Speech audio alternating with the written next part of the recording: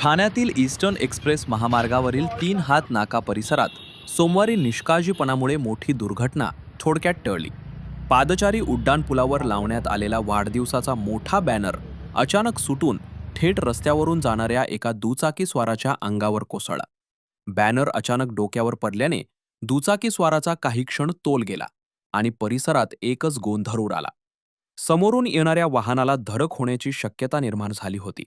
मात्र दुचाकीस्वाराने प्रसंगावधान राखत वाहनावर नियंत्रण मिळवल्याने मोठा अनर्थ टळला. या घटनेत कोणतीही जीवितहानी झाली नसली तरी नागरिकांच्या सुरक्षेबाबत गंभीर प्रश्न उपस्थित झाले आहेत.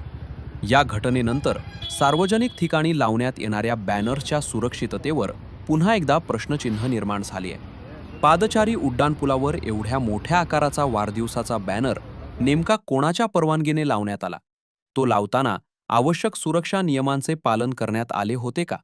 तसेच त्याची नियमित तपासणी करण्यात आली होती का? असे अनेक प्रश्न उपस्थित केले जात आहेत.